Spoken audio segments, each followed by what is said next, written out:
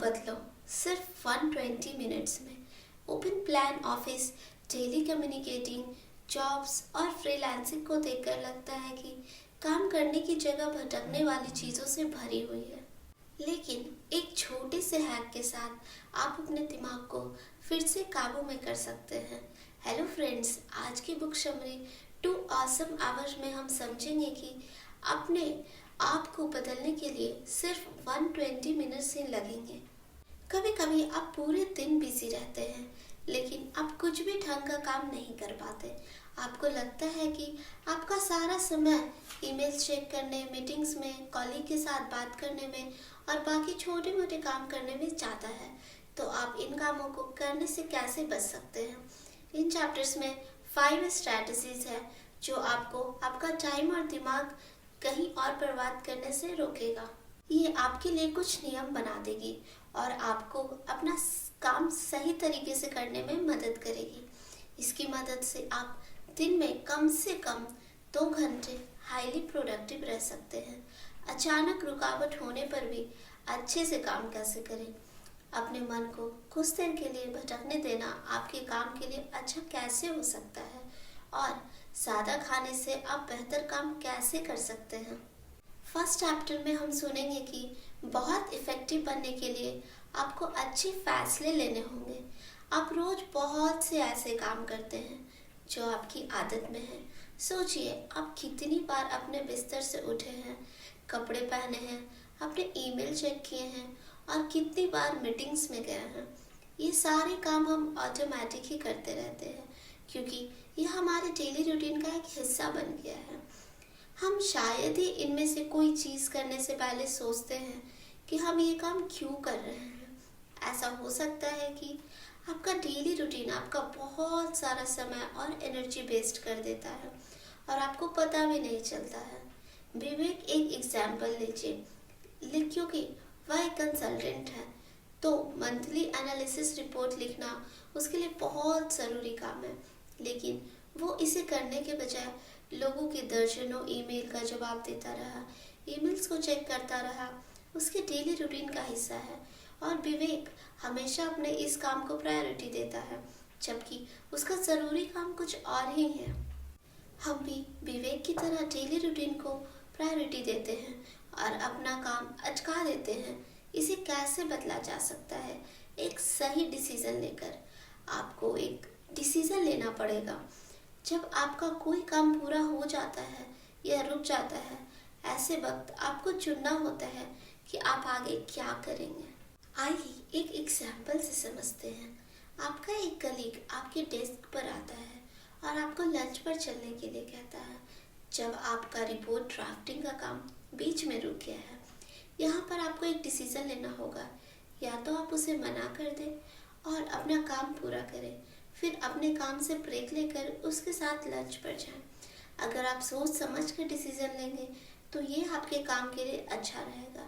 अगर आप काम करते वक्त ऐसे छोटे मोटे डिसीजन लेते रहेंगे और अपना काम करते रहेंगे तो आप अपना काम समय पर और बहुत अच्छे से कर पाएंगे। नेक्स्ट चैप्टर में हम सुनेंगे अपने दिमाग को काबू करने से आप किसी भी काम को अच्छी तरह से कर सकते हैं।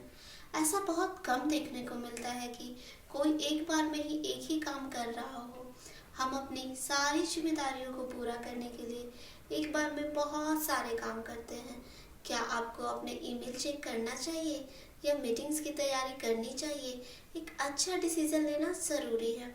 दुर्भाग्य से बहुत सारे काम एक साथ करने से हमारा दिमाग थक जाता है और हमारी सोचने की शक्ति खत्म हो जाती है। ये तब होता है जब आपके दिमाग का एग्जीक्यूटिव फंक्शन बहुत ज़्यादा काम करता है। ये फंक्शन चीज़ें मैनेज, रेगुलेट और कंट्रोल करने में मदद करती है। यदि आप मीटिंग की तैयारी करते समय ईमेल अलर्ट स्विच ऑफ कर देते हैं तो आप बेफिक्र होकर अपनी मीटिंग्स पर ध्यान दे सकते हैं। कोई डिसीजन लेना जो आपके रूटीन का हिस्सा है या ज़रूरी नहीं है, आपके दिमाग की एनर्जी को खत्म करती है। नेटवर्किंग, एक साथ कई काम करना, प्रोजेक्ट प्लानिंग और शेड्यूलिंग, ये सब वो काम है जो आपको दिमाग को थका देता है। जाहिर है हम सारे कामों को टाल नहीं सकते, सो हमारे दिमाग को थकाते हैं। लेकिन अगर आपको पता है कि कौन सा काम आपको थका सकता है, तो आप उससे अच्छी तरह निपट सकते हैं और आप उस काम पर ज़्यादा ध्यान देंगे जो आपके लिए ज़्यादा ज़रूरी है। उन कामों को पहचानें जो आपको ज़्यादा थकाते हैं और इससे पहले कि आप उस काम में लगे, उसे अच्छे से समझ लें। अगर रिपोर्ट बनाना आपके लिए एक दिन का सबसे ज़रूरी काम है, तो आप दिन की शुरुआत ईमेल चेक करने से नहीं कर सकते हैं, जो आपका डेली रूटीन होगा। बेहतर होगा अगर आप रिपोर्ट बनाने में लग जाएं। नेक्स्ट चैप्टर में हम सुनेंगे, अगर आप इफ़ेक्टिव बनना चाहते हैं तो भटकने से डरना बंद कीजिए। हम सभी जल्द से जल्द काम पूरा करने की कोशिश में फ्रस्ट्रेट होते हैं, खासकर तब जब हमें बहुत सारे कॉल्स और मैसेज आते रहते हैं। ऐसे में अपने काम पर फोकस करना मुश्किल हो जाता है। लेकिन इसका एक फ़ायदा भी है। क्या आप जानते हैं कि हमारा दिमाग भटकने के लिए बनाया गया है? क्या आपको लगता है कि हमारे पूर्वज बच पाते अगर वो अपने खाने पर ध्यान देते और उनके आसपास के जंगली जानवरों पर नहीं? बिल्कुल नहीं।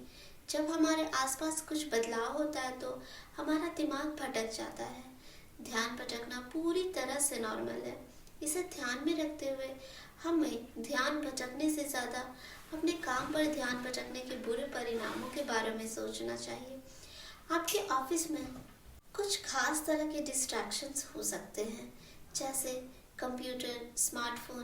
भले ही हम कंप्यूटर और स्मार्टफोन की हमेशा तारीफ करते हो हमारे काम को आसान बनाने के लिए, लेकिन वो हमें फोकस करने और हमें काम करने से भी रोकते हैं।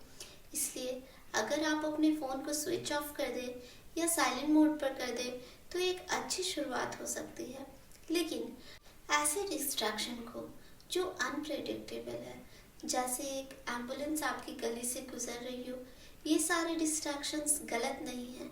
कभी कभी हमें अपने दिमाग को भटकने देना चाहिए, क्योंकि इससे फोकस करने में मदद मिलती है। ये किसी पैराडॉक्स की तरह लगता है ना, लेकिन इसमें सच्चाई है। 2012 में कैलिफोर्निया विश्वविद्यालय की रिसर्च से पता चला है कि जब हम क्रिएटिव प्रॉब्लम से जूझ रहे होते हैं तो हमें दिमाग को भटकने देना चाहिए। सवाल यह है कि किस तरह आप अपने दिमाग को डिस्ट्रैक्ट करें, लेकिन अपने काम को भी याद रखें। आप अपने दिमाग को कुछ अलग चीज़ पर लगा सकते हैं जो पूरी तरह से आपके काम से अलग हो या बहुत ही आसान हो, जैसे अपना डेस्क साफ करना या अपना लंच बनाना। अगर आप थोड़ी देर के लिए किसी और प्रॉब्लम्स के बारे में सोचते हैं तो आप बहुत अच्छे से अपने काम को फिर से शुरू कर सकते हैं, या फिर आप पूरी तरह से किसी दूसरे काम में लग जाएं। इन दोनों तरीकों से अपने दिमाग को थोड़ा ब्रेक मिलेगा और आप अपने काम को और अच्छे से कर पाएंगे। नेक्स्ट चैप्टर में हम देखेंगे कि अगर आप अच्छी तरह से काम करना चाहते हैं तो ज़रूरी है कि आप हेल्दी रहें। हम सभी जानते हैं कि एक्सरसाइज हेल्थ के लिए बहुत ज़रूरी है, लेकिन अगर यह आपको मोटिवेट करने के लिए काफ़ी नहीं है तो आपको बता दें कि एक्सरसाइज करने से हमारा दिमाग भी अच्छे से काम करता है। ये एक रिसर्च से पता चला है, जहाँ लोगों को रंगों में लिखे हुए शब्द बताने थे, जैसे येलो को हरे रंग में लिखा गया था। लोगों को या तो रंग बताना था या शब्द। उन्होंने ये टेस्ट एक्सरसाइज करने से पहले, एक्सरसाइज करने के बाद दिया। इस टेस्ट में यह देखा गया कि जो लोग एक्सरसाइज करने के बाद टेस्ट दे रहे थे, उन्होंने ज़्यादा सही जवाब दिए। इससे पता चलता है कि एक्सरसाइज करने से हमारे दिमाग को सोचने और डिसीजन लेने की क्षमता बढ़ जाती है। एक और रिसर्च में यह पाया गया है कि फिजिकल एक्सरसाइज आपको किसी भी चीज़ पर ध्यान लगाने में मदद करती है।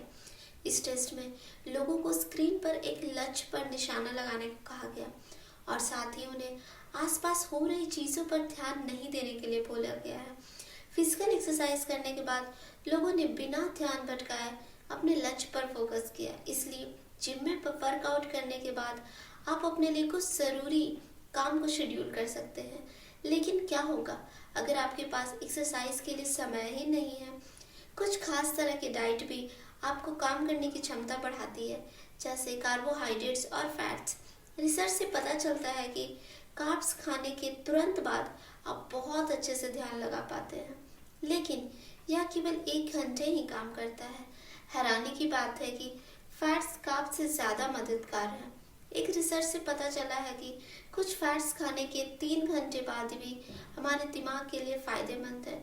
जो लोग डिहाइड्रेटेड होते हैं उन्हें फोकस करने में ज़्यादा मुश्किल होती है, इसलिए आप ज़्यादा पानी पीकर भी अपने दिमाग को इफेक्टिव बना सकते हैं। आप क्या खाते हैं सिर्फ यही आपके फिटनेस के लिए ज़रूरी नहीं है, आपके आसपास क्या होता है यह भी ज़रूरी है। नेक्स्ट चैप्टर में हम देखेंगे एक अच्छा प्रोडक्टिव माहौल बनाने के लिए आप शोर, लाइट और चीज़ों को अपने हिसाब से एडजस्ट करें। क्या आप उन लोगों में से हैं जिन्हें काम करते समय पूरा शांत माहौल चाहिए होता है? क्या आप म्यूजिक और शोर से काम में ध्यान नहीं लगा पाते? सच्चाई ये है कि म्यूजिक और गॉसिप आपके काम करने की क्षमता को घटा देता है। कई रिसर्च से पता चला है कि गॉसिप आपको ध्यान लगाने या किसी चीज़ को पढ़ने और समझने की शक्ति को इफेक्ट करता है।